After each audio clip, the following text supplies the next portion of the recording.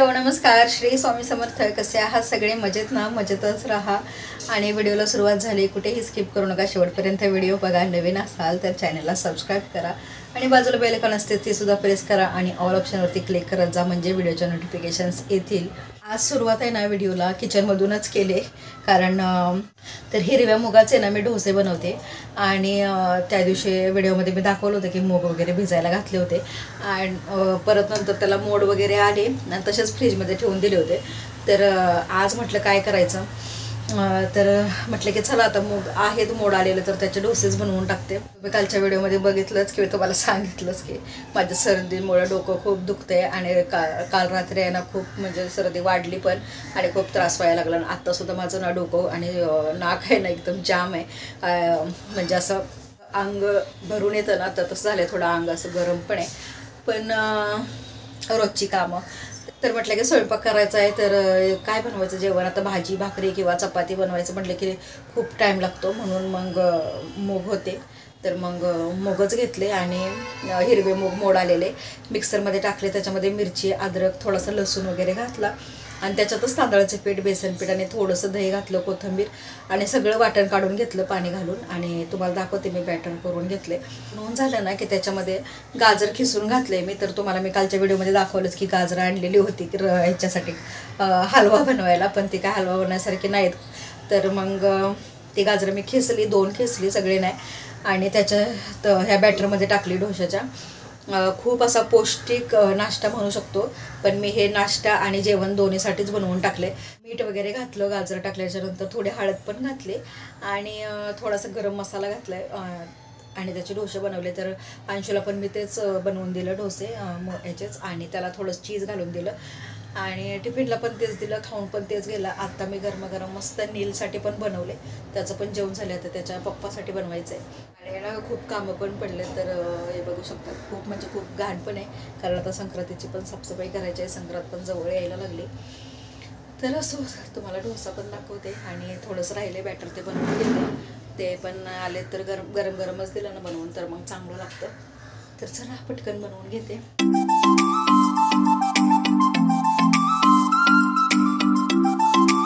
तर बघितलं ना डोसा किती छान झाला आहे आणि खायलासुद्धा खूप छान लागतो. मस्त कशासोबतही खाऊ शकता, चटणीसोबत, भाजीसोबत. नाही नसेल भाजी तरी असाच खाल्ला तरीसुद्धा चालेल. आणि एकदम हेल्दी रेसिपी आहे ही, आणि जर तुम्ही डाएट करत असाल ना तर अतिउत्तम आहे. तर इकडे ना मी कोथिंबीर धुवून ठेवले, पाणी निघून जायसाठी, सगळं नितळून जायसाठी जाळीवरतीच ठेवलेले आहे, कारण आज मी मस्त अशा कोथिंबीरीच्या वड्या करणार आहे संध्याकाळी. आणि आज कसा हिवाळा चालू आहे ना, तर हिरवीगार कोथिंबीर येते मार्केटमध्ये आणि स्वस्तसुद्धा आहे. तर हिवाळ्यामध्येच ना जास्तीत जास्त कोथिंबीरीच्या सुद्धा वड्या बनवल्या जातात हलव्यासोबतच. तर चला आज मी तुमच्यासोबत मस्त अशी रेसिपी शेअर करणार आहे कोथिंबीरीची. तर संध्याकाळची वेळ झालेली होती, आता म्हटलं की वड्यासुद्धा कराव्या. त्या 7:30 वगैरे वाजल्या होत्या आणि मी हा सगळा पसारा बाहेरच घेऊन आले. म्हटलं चला आरामात बसून आज कोथिंबीर कट करूया एकदम बारीक अशी, कारण कोथिंबीरच्या वड्या करायच्या म्हटलं ना तर कोथिंबीर बारीकच कापावी लागते, एकदम बारीक.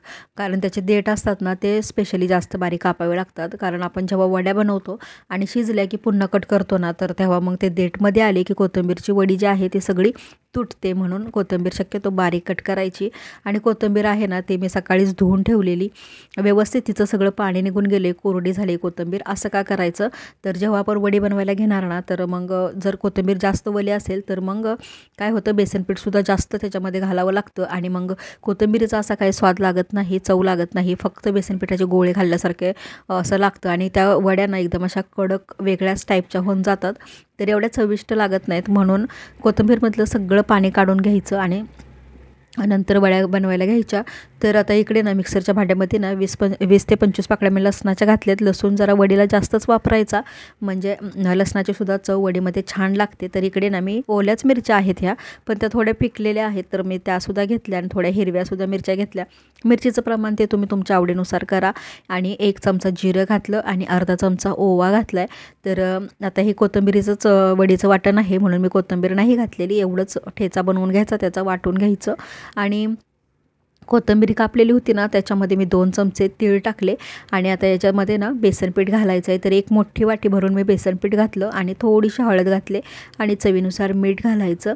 तर याच्यामध्ये लगेच पाणी घालायचं नाही. आणि जे काय आपण वाटलेला मसाला होता ना, मिरची, लसूण आणि जिरं ओव्याचा तर तो घालायचा आणि चांगलं मिक्स करून घ्यायचं. कोरडंच मिक्स करायचं. सगळं पीठ मीठ सगळं एकत्र झालं पाहिजे आणि नंतर असं एकजीव झालं ना सगळं की मग अगदी थोडंसं पाणी घालायचं, जास्तीचं पाणी घालायचं नाही, नाहीतर मग जास्त ओलं झालं तर तुम्हाला बेसन पीठ मग अजून टाकावं लागेल. आणि कोथिंबीरची वडी आहे तर कोथिंबीरीची सुद्धा चव लागली पाहिजे ना, तर व्यवस्थित हा पिठाचा ना गोळा बनवून घ्यायचा. तर मी या वडीमध्ये ना जास्त मसाले वगैरे काही वापरलेले नाहीत. अगदी साध्या पद्धतीने साध्या सिंपल पद्धतीने तुम्हाला आज वडीची रेसिपी मी शेअर केली. अशी तर मी भरपूर वेळा कोथिंबीरीच्या वडीची जी रेसिपी आहे तुमच्यासोबत शेअर केलेलीच आहे. चॅनलवरती त्या रेसिपीजसुद्धा आहेत, पण म्हटलं की चला नवीन वर्ष आत्ताच चालू झालं आहे तर नवीन वर्षाची ही पहिली कोथिंबीरी वडी बनवली, तर म्हटलं की तुमच्यासोबत पण शेअर करावी. आणि जास्तीचं काही साहित्यसुद्धा लागत नाही, कमीत कमी साहित्यामध्ये होऊन जातं. तर मग म्हटलं की तुम्हाला आज कोथिंबीर वडीची रेसिपी शेअर करावीच. तर तुम्ही बघितलंच की मी रोल बनवून घेतले आणि स्टीमरमध्ये ठेवले. आता हे झाकून ठेवलेत. एक 20 ते 25 मिनटं वड्या शिजू द्यायच्या. तर आता वड्या शिजताच आहेत तर म्हटलं की आता बाकीचा स्वयंपाक जो उरलेला आहे तो पण करून घ्यावा. तर मी डाळ भाताचा कुकर वगैरे लावला होता कोथिंबीर कट करायला बसायच्या अगोदरच. तर डाळ शिजलेली आहे, भात शिजलेले आहे. मी ना आज आमटीच करणार होते डाळीची, पण कणिक मळून ठेवली होती ना, तर मग आमटी ना चपातीसोबत खायला एवढी काही चांगली लागत नाही. तर भाकरी असेल ना तर मग आमटी कशी चांगली लागते. तर मग विचार करत होते की काय करायचं म्हणून. तर कालच्या भाजीमधला जो पालक उरलेला होता ना अर्धी जोडी, मग मी तोच काढला, धुतला आणि बारीक कट करून घेतला. आणि आता एक छोटंसं वाटण करते लसूण खोबरं आणि कोथिंबीरीचं, पाणी न घालताच करणार आहे. आणि जसं आमटीला आपण वाटण काढतो ना तर त्याच पद्धतीने थोडंसंच केलेलं आहे, जास्तीचं नाही करायचं. आणि कढईमध्ये ना तेल गरम करायला ठेवले. तर ही डाळ मी आमटीसाठी शिजवलेली होती ना, तर मुगाची आणि तुरीची डाळ मिक्स शिजवली. तर ती जरा घोटून घेतली आणि आता तेल तापलं होतं कढईतलं, तर कढईमध्ये ना जिरे मोहरीची फोडणी करायची. आणि एक छोटासा कांदा मी कट करून घेतलेला आहे, तर तो कांदा घालून घेणार आणि थोडासा भाजायचा. तर ही जी डाळ पालकची तुम्ही रेसिपी म्हणू शकता याला, पण डाळ पालकमध्ये थोडे अजून जास्त मसाले जातात, पण मी इकडे ना कुठल्याच मसाल्यांचा जास्त वापर केलेला नाही. आणि कांद्यामध्ये थोडासा मी आता हिंगसुद्धा घातला आहे. तर आता हे कांदा वगैरे सगळं भाजून घेते. आणि कांदा भाजून झाला ना तर लसूण खोबरं आणि कोथिंबीरीचं वाटण घालायचं आणि ते सुद्धा व्यवस्थित भाजायचं. पटकन भाजलं जातं कारण आपण ह्याच्यामध्ये पाणी वगैरे काही घातलेलं नाही आहे आणि थोडंसंच वाटण आहे. आता वाटण भाजलं ना की मी याच्यामध्ये 2 चमचे कांदा लसूण मसाला घातला. तुमच्याकडे जे कोणतं तिखट असेल ना तर तुम्ही ते घाला. आणि जर कांदा लसूण मसाला नसेल ना तर इथे ना तुम्ही धना जिरा पावडर, गरम मसाला वगैरे घालू शकता लाल तिखटसोबत. तर मसाला चांगला भाजला ना कांदा लसूण मसाला, नंतर मग मी त्याच्यात बारीक चिरलेली पालक घातली. आणि आता ती पण थोडीशी परतून घ्यायची म्हणजे ती सॉफ्ट होते आणि थोडीशी शिजली पण जाते. तर भाजीसाठी ना मी थोडंसंच मीठ घातलं आहे, कारण मी डाळीमध्ये सुद्धा मीठ घातलेलं आहे ना, तर मग फक्त भाजीला लागेल एवढंच टाकलेलं आहे, जास्तीचं टाकायचं नाही. तर बघा तुम्ही भाजी किती सुंदर मस्त अशी झालेली आहे ना. तर आता ह्याच्यामध्ये मी डाळ ओतून घेणार आहे, पण त्या अगोदर मिक्सरच्या भांड्याला ना थोडासा मसाला चिकटलेला होता, तर त्याच्यात पाणी घातलं आणि ते पाणी डाळीत ओतून थोडंसं घोटून मग ही डाळ पालकमध्ये ओतून घेतली. आता खूप घट्ट आहे ना, तर मी याच्यामध्ये पाणी घालणार आहे, थोडंसं पातळसर करणार आहे, कारण ही जी डाळ आहे ना थंड झाली की पुन्हा घट्ट होते.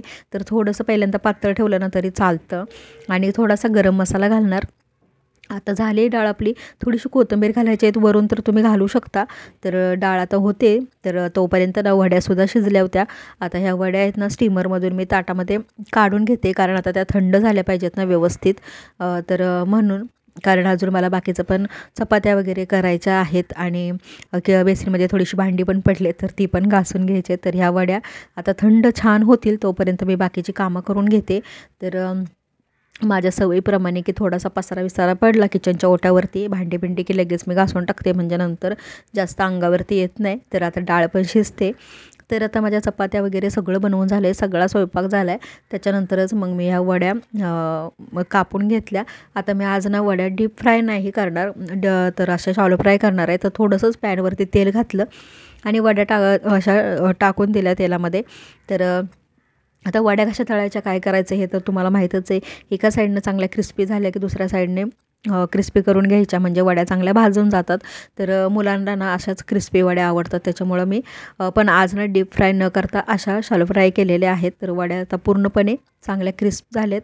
याच्यामध्ये ना तांदळाचे पीठ टाकायची सुद्धा गरज लागत नाही, तर अशाच खूप मस्त बनतात. आता ही दुसरी पद्धत. ती म्हणजे थोड्याशाच तेलावरती वड्या घालून घेतल्या आणि असं भाजी कशी परततो आपण तशा परतून घेतल्यात मी.